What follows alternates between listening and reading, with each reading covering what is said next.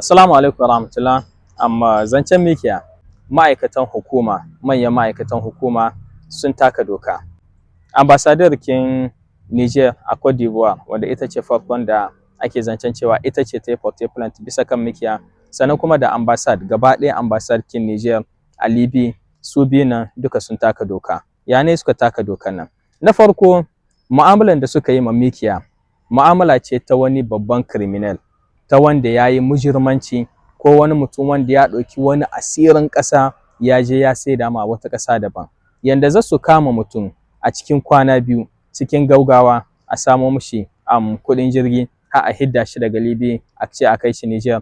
Mu'amala ce wanda mutum ya yi wata babbar tuhuma, ya yi wata trahison babba ta ƙasa ko ya yi wani babban mujirmanci a wata ƙasa kuma ana neman shi da sauri cikin Niger a ɗauko shi a kawo shi Niger. Shine mu'amalan da suka ma mikiya. Mu kuwa mun san da cewa duka tuhuman da aka yi ma mikiya kawai cewa ne ya zagi ambassadores a Abidjan ko kuma ya zagi wasu mutane.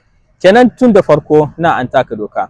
Na biyu, a Libya akwai Haut Conseil, akwai ƙungiyoyi daban-daban wanda ambassad suka sun san da su kuma sun yarda da su. Eske a cikin wannan lokacin kafin su je su kama mikiya sun gaya ma wa'annan ƙungiyoyin, tunda ƙungiyoyi ne da ya kamata a ce suna mu'amala da ambassad musamman ma a abubuwan da ya shahi 'yan Niger. Sannan kuma ambassadores kin Cote d'Ivoire da ake zancen ita ce ta yi plant. Plant kin da ta yi tunda tana Abidjan ne ko kuma tana ina ne ko? Plant kin da ta yi kamar ta yi ne da sunanta an tanke ita da kanta ko ta yi da sunanta ne da sunan ƙasa.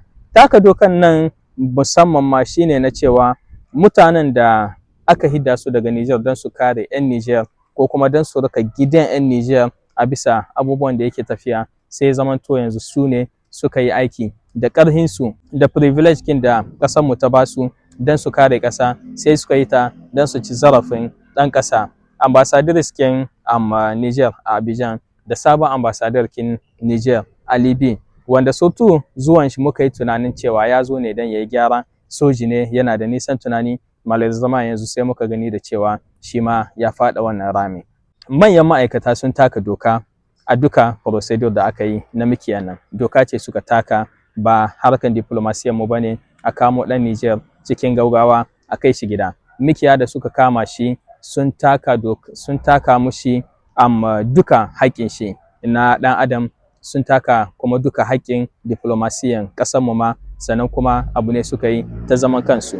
Kowane ne a Niger in dai akwai hannun shi a wannan abun da aka yi, su san da cewa sun taka dokan ƙasa, kuma mu'amalan da suka ma mikiya mu'amala ce wanda sun ci zarafin haƙƙin shi droit humain kin shi wanda bai kamata a ce sun taka ta ba.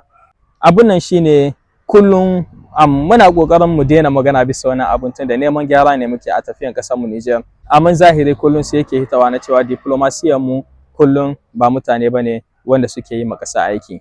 Ministar kin mu gaba ɗaya ta Afirka Étrangère daga babbanta har zuwa ambassadorori har zuwa ma'aikata ba ruwansu da su yi ma ɗan Niger aiki. Yanzu ku diba wannan situation kin musamman ma mutane da kuke Libya. Dubunnan mutane suna nan a rihe a cikin kaso, amma ba a yi gaugawan arka sama musu solution ba, ko kuma in an kama mutum kafin a je da wuri a komisariya a hiddo shi da wuri, sai ku gani ambassad ta yi nawa ta jima kafin a ta yi. Amma da ke su ne suke so su gyara kansu, ambassad biyu nan sai suka yi mu'amala cikin gaugawa, cikin kwana biyu aka kama mikiya.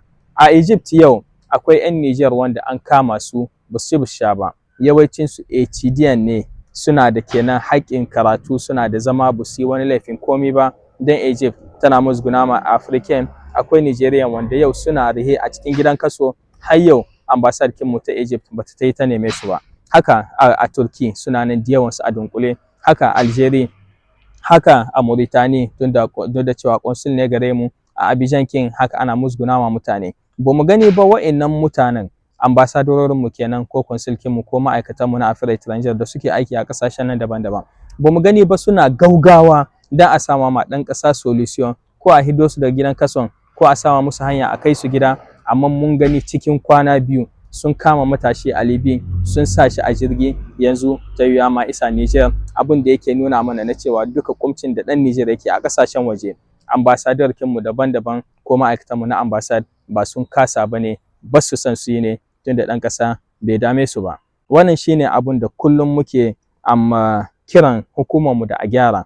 Wannan abu ne wanda sai shugaban ƙasa ya shiga, sai su Premier Minister sun shiga, tunda avec tout le respect, tare da kowane girmamawa, ministirkinmu na Afirka Étrangère ba shi da ƙarhin da ambasadori za su saurare shi. Mun gani kuma misali da yawa, akwai decision da yake hiddawa ya aika ma ambasadorori a waje, amma sai su yi resiste, daga baya shi da kanshi ministirkin sai ya dawo ya jaye. Mun gani abubuwa da yawa da suke faruwa a ƙasashe daban-daban, maimakon ya yi bincike sai kawai ya saurari ambasadorori ya bi son ransu, ko kuma ya saurari kotan da yake mushi daɗi ya bi son ran shi. Sannan kuma manyan ma'aikatanmu irin su Bana Ibrahim, wanda su ne refondateur kin diplomacy mu ta Niger, tunda aka fasa CCR har yau bamu ga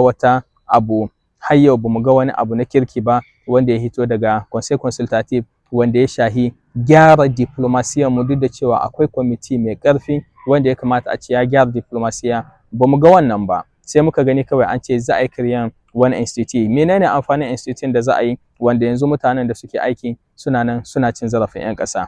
Duka diplomasiyyar mu gaba ɗaya wannan kuka ne ya kamata mu aika ma shugaban ƙasar mu, kuka ne ya kamata mu aika ma Premier Minister. A yau diplomasiyyar mu ta Niger, musamman ma ko ta Nigerian à l'extérieur kenan, to wallahi babu shi. 'Yan Niger yau in aika za ku yi ku tambaya wata wahala 'yan Niger suke yi a ƙasashen waje, sai ku yi mamaki a sababin cewa representant kinmu na ambasad daban-daban babu ruwansu da 'yan Niger. In sun motsa ne ga abin da su yake gyara su, ba abin da yake gyara 'yan ƙasa ba, ba abin da yake gyara ƙasa ba. Nake ƙara maimaitawa kuma na cewa zagi ba abun yi bane. Muke kullum kiran matasan mu na cewa mu daina zage-zage nan, musamman ma zagi ga mutane wanda sun girme mu, zagi ga responsible na ƙasa.